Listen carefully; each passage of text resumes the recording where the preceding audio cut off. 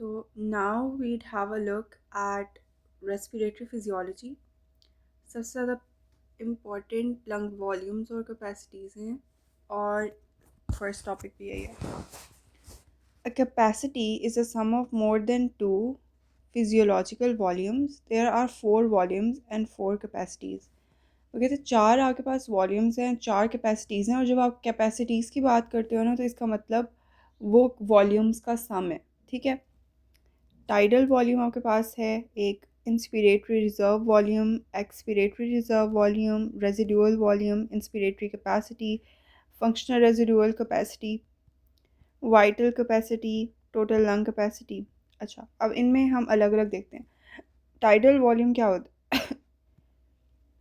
Air that moves into lung with each quite inspiration. मतलब आप जैसे नॉर्मल आप ब्रीदिंग कर रहे हो, तब जितना आपके पास एयर मूव इन करती है वो होती है टाइडल वॉल्यूम. ठीक है. 6 से 8 ml पर kg होती है ये, टिपिकली तकरीबन 500 ml. ठीक है. तो कोई पूछे कि what is the tidal volume, a normal tidal volume कितना होता है, तो 500 ml होता है. जैसे नॉर्मली अगर अब अभी आप बैठे हुए हो तो जितना आप सांस दे रहे हो, it is just quite inspiration, तो वो 500 ml है. ठीक है. उसके बाद आपके पास इंस्पिरेटरी रिजर्व वॉल्यूम है, air that can still be breath in after normal inspiration. देखो, आप एक नॉर्मल इंस्पिरेशन करते हो, अभी अभी आप नॉर्मल सांस ले रहे थे, अब आप कहते हो कि मैंने ये नॉर्मल सांस दी है, अब मैं देखता हूँ कि अंदर मैं और कितनी एयर ले सकता हूँ. ठीक है. तो आप एक डीप ब्रेथ लोगे, तो अब जो आपने एक्स्ट्रा एयर कंज्यूम की है ना, वो इंस्पिरेटरी रिजर्व वॉल्यूम है. मतलब आप इतना नॉर्मल कर रहे थे, इतना नॉर्मल कर रहे थे, इतना नॉर्मल कर रहे थे, इतना नॉर्मल कर रहे थे, अब आपको हुआ कि मैं नॉर्मली कर रहा हूँ इंस्पायर, मैं थोड़ा और एक्स्ट्रा करता हूँ. तो ये तो आपने जो नॉर्मल किया ये वो है. आपने जो एक्स्ट्रा किया ना वो है इंस्पिरेटरी रिजर्व वॉल्यूम. ठीक है. वो क्या है? Inspiratory reserve volume. उसके बाद एक्सपिरेटरी रिजर्व वॉल्यूम का क्या क्या है? Air that can still be breath out after normal expiration. अब अगर आप नॉर्मल इंस्पिरेशन कर रहे हो, नॉर्मल एक्सपिरेशन करते हो, अब कहते हो मैंने नॉर्मल एक्सपायर कर दिया है, नॉर्मल ये आपने इंस्पायर किया था, अब नॉर्मल आपने एक्सपायर कर दिया है, आपको है कि मैं और देखता हूँ कि मैं और कितना ज़्यादा एक्सपायर कर सकता हूँ, तो आपने थोड़ा और एक्सपायर कर दिया, तो वो हो गया एक्सपिरेटरी रिजर्व वॉल्यूम. देखो, ये नॉर्मल आपने एक्सपायर किया था, इतना नॉर्मल था, उसके आगे आप जितना एक्सपायर कर सकते हो. ठीक है. वो अब वो कहते हैं कि रेजिडुअल वॉल्यूम क्या होता है? Air in the lung after maximal expiration, ये होता है residual volume. And any lung capacity that includes residual volume can not be measured by spirometry. देखो, अब रेजिडुअल वॉल्यूम क्या होता है? आपने बहुत कोशिश की, आपने वॉलंटरीली आपने कहा मैं जितना सांस है ना मैं निकाल दूँ, जितना सांस है वो निकाल दूँ, आपने निकाल दिया, फिर भी आपके लंग में कुछ ना कुछ एयर होगी. वाई? क्योंकि अगर आपके लंग से बिल्कुल ही एयर निकल जाए ना, देन व्हाट वुड हैपन, आपके लंग्स कोलैप्स कर जाएंगे. क्या कर जाएंगे? कोलैप्स. तो इस वजह से आपके पास कुछ ना कुछ रेजिडुअल वॉल्यूम रहता ही है, और ये हम रेजिडुअल वॉल्यूम कहते हैं. ठीक है. तो air that can not be expired no matter what. और आप इसे स्पायरोमीट्री से कैसे मेजर नहीं कर सकते? क्यों? क्योंकि ये एक्सचेंज नहीं हो रही. ठीक है. ये आपके लंग में है ही, तो इस वजह से इसको स्पायरोमीट्री से मेजर नहीं कर सकते रेजिडुअल वॉल्यूम्स को. और इसी तरह से अगर किसी भी कैपेसिटी में रेजिडुअल वॉल्यूम है तो वो भी आप नहीं मेजर कर सकोगे, क्योंकि उधर रेजिडुअल वॉल्यूम है ऑब्वियसली. उसके बाद you have inspiratory capacity. Now what that is, वो ये है कि inspiratory reserve volume plus plus tidal volume. Right. Air that can be breath in after normal exhalation. Inspiratory capacity मतलब कितनी कैपेसिटी है किसी बंदे की कि वो इंस्पायर कर सकता है, तो वो एक नॉर्मल इंस्पायर कर सकता है, उसके ऊपर से भी वो इंस्पिरेटरी रिजर्व वॉल्यूम भी इंस्पायर कर सकता है. ठीक है. तो ये उसकी इंस्पिरेटरी कैपेसिटी हो जाएगी कि मतलब कितनी कैपेसिटी है कि वो इंस्पायर कर सकता है. ठीक है. तो टाइडल वॉल्यूम वो तो नॉर्मली कर रहा था, इंस्पायर भी कर रहा था, एक्सपायर कर रहा था, अब उसके ऊपर से इंस्पिरेटरी रिजर्व वॉल्यूम भी वो अपना कर सकता है, तो वो इंस्पिरेटरी कैपेसिटी हो गई है. अब मुझे आप बताओ ये स्पायरोमेट्री से कैलकुलेट हो सकती है कि नहीं? हो सकती है, क्योंकि you can not see residual volume here. उसके बाद फंक्शनल रेजिडुअल कैपेसिटी क्या होती है?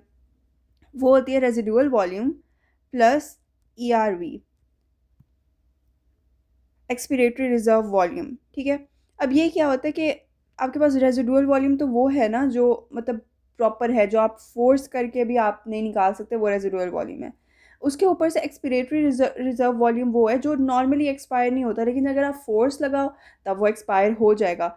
तो आप कहते हो कि इन दोनों को अगर मिक्स कर दो ना, नॉर्मल जो फंक्शनल रेजिडुअल कैपेसिटी होती है ना, वो residual volume plus expiratory reserve volume है, कि ये आपके लंग को प्रोटेक्ट करिए। नॉर्मल फंक्शनल रेजिडुअल कैपेसिटी आप इस तरह से याद रखो, residual volume plus expiratory reserve volume.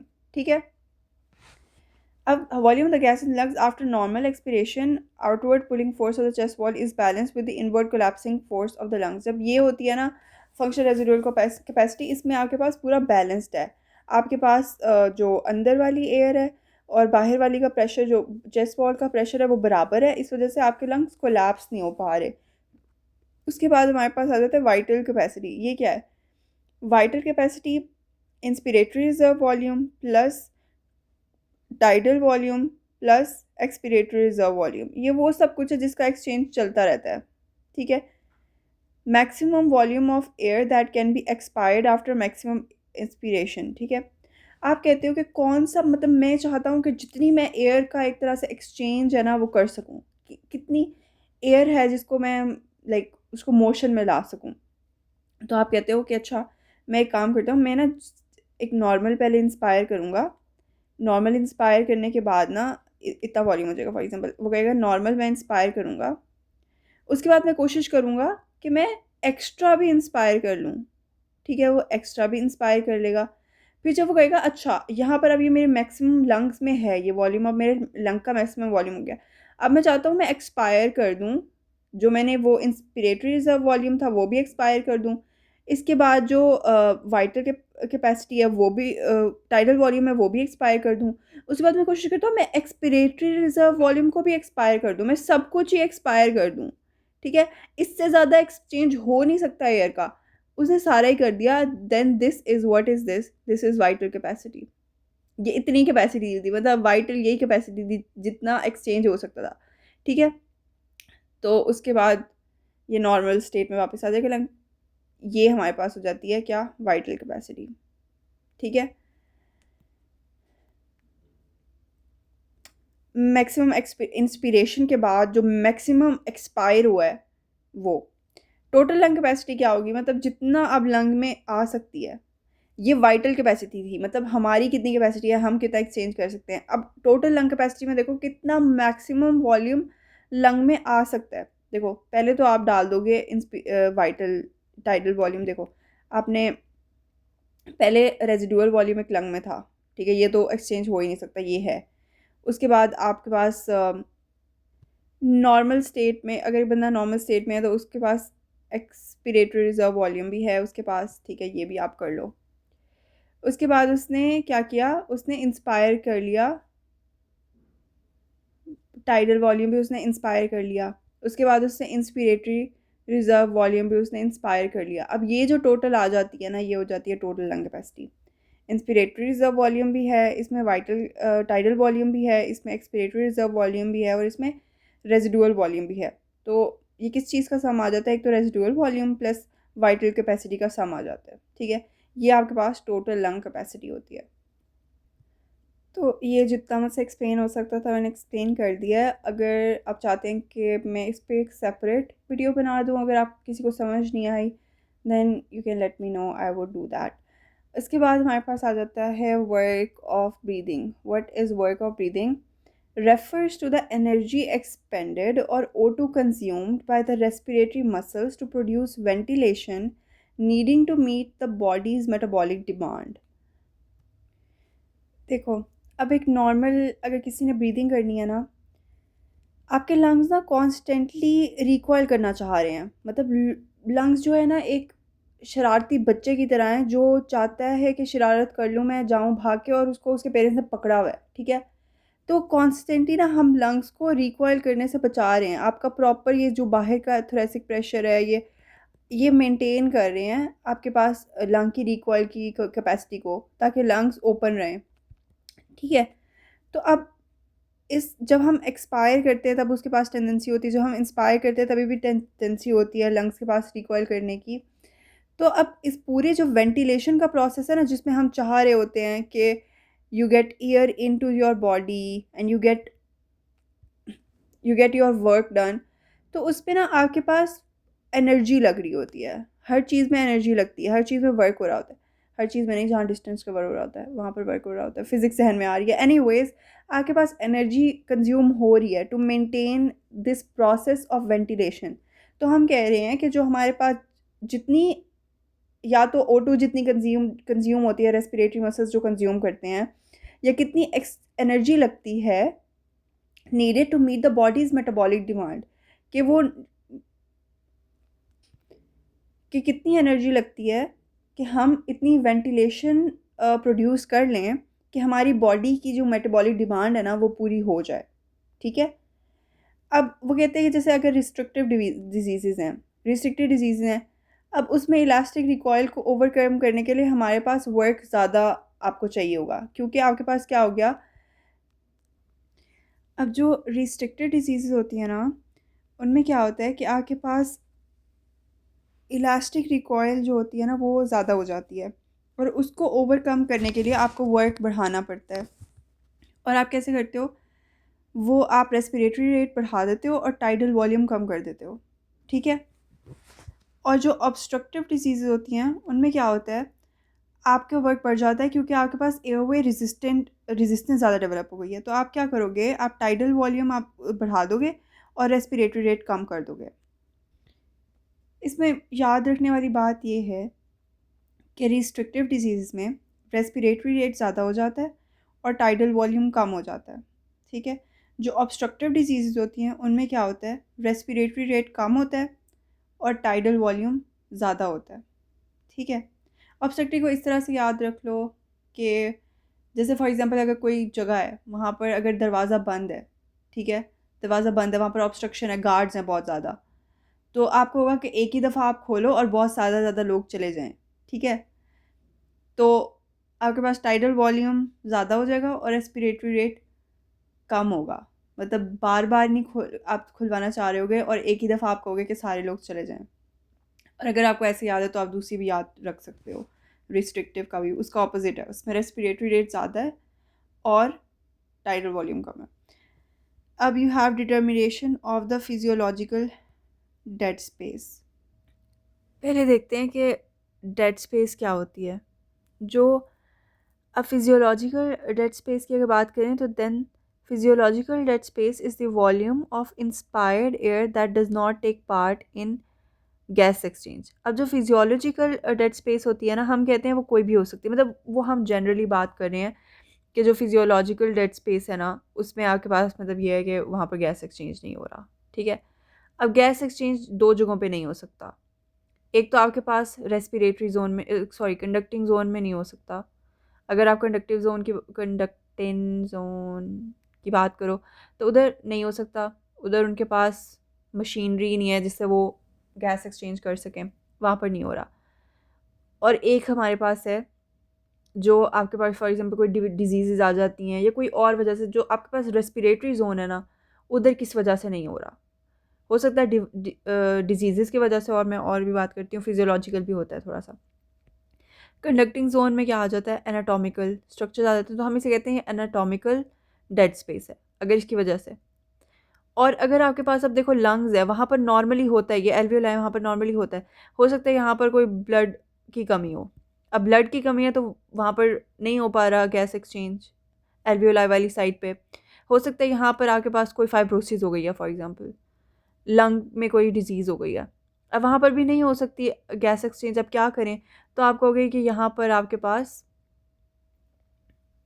क्या हो गया, ये एल्वियोलर डेड स्पेस है। ठीक है, ये एल्वियोलर डेड स्पेस है।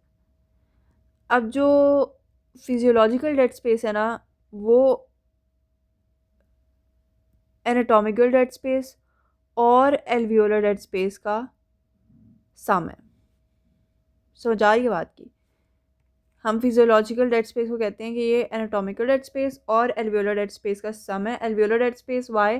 Because of some disease. अब ये कहते हैं कि एपेक्स में भी आपके पास होता है कि एपेक्स में you do not have, apex में you have alveolar dead space.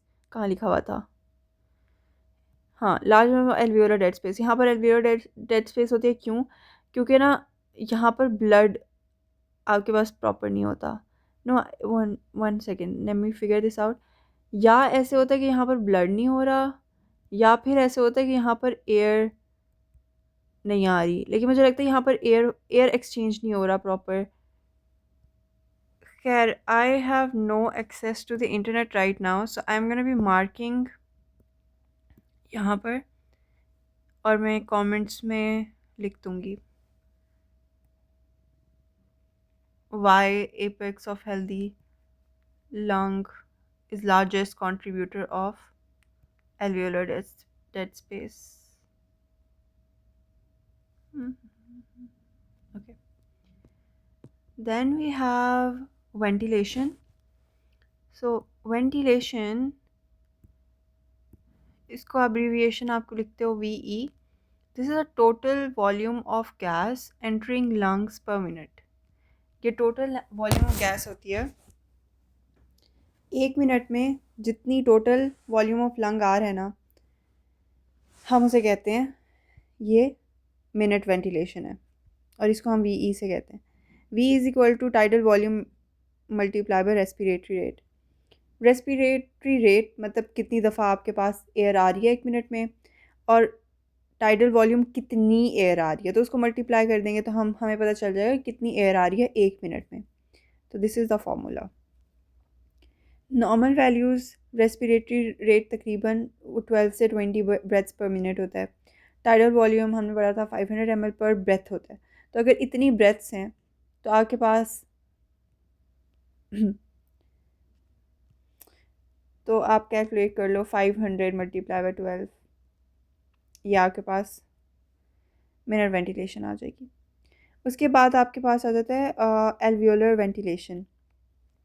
इसको हम एब्रीविएट करते हैं as this thing, volume of the gas that reaches alveoli each minute. हर मिनट जितनी वॉल्यूम ऑफ द गैस जो होती है ना वो रीच करती है, उसे हम कहते हैं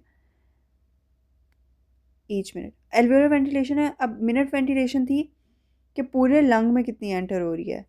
जो एल्वियोलर वेंटिलेशन है वो इतनी है कि जितनी एल्वियोला में एंटर हो रही है। तो आप देखो जितना आपके पास, आप टाइडल वॉल्यूम में से डेड स्पेस माइनस कर दो। V D is equal to dead space, हमने देखा था ना ये dead space, it stood for dead space.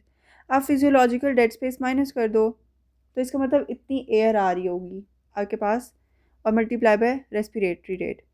आपने देखा पूरे लंग तक तो टाइडल वॉल्यूम आ रहा है, लेकिन एल्वियोलाई तक कितनी एयर आ रही है वो आप टाइडल वॉल्यूम माइनस कर दो जितनी डेड स्पेस थी, ठीक है। उसके बाद उसको रेस्पिरेटरी रेट से मल्टीप्लाई करो तो आपके पास एल्वियोलर वेंटिलेशन आ जाएगी।